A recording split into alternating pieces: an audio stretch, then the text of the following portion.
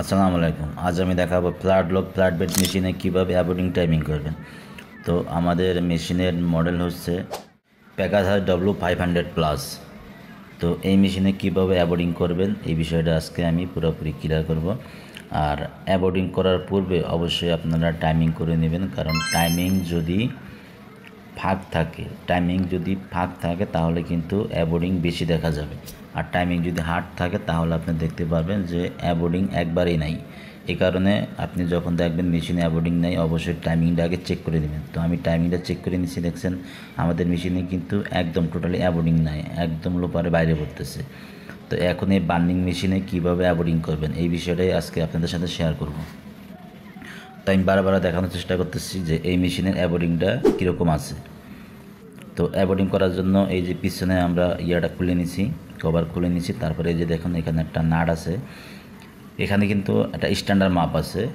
আমাদের যে স্কেল আছে, যে দেখুন ভালো করে দেখুন, স্কেলের ভিতরে একটা দাগ দেওয়া আছে। দাগ বরাবর যখন আপনি রাখবেন তখন হচ্ছে এটা স্ট্যান্ডার্ড। আর যদি উপরে দেন তাহলে অ্যাবোর্ডিং বাড়বে, আর যদি নিচে দেন তাহলে অ্যাবোর্ডিং কমবে। তো আমরা ভালোভাবে দেখানোর চেষ্টা করতেছি যে আপনারা কিভাবে করবেন। তো প্রথমে আমরা নিচে নামাইছিলাম, এখন আবার উপরে দিতেছি, কারণ আমাদের অ্যাবোর্ডিং হচ্ছে বাড়াতে হবে। ঠিক আছে, অ্যাবোর্ডিং কম, আমাদের বাড়াতে হবে। তাই আমাদের যে দাগটা আছে এই দাগের থেকে আরও উপরাতে হবে, তাহলে হচ্ছে অ্যাবোর্ডিং বাড়বে। আর আপনি চাইলে ক্যাবিন থেকেও করতে পারেন। তো যেহেতু এখানে একটা স্কেল দেওয়া রাখছে, তাই আমি স্কেল থেকে করতেছি। দেখেন যে নাট বরাবর কিন্তু একটা দাগ আছে। তো এবার অ্যাবোর্ডিং বাড়ানোর পরে আপনাদের দেখাচ্ছি যে অ্যাবোর্ডিং আসলে আমরা বাড়াতে পারলাম কি না। এই যে দেখেন লুপার উপরে যখন পড়তেছে, এই যে গাড়ির উপরে কিন্তু ঘর্ষণ খাইতেছে। আর এই যে দেখতে পাচ্ছেন দাগটা।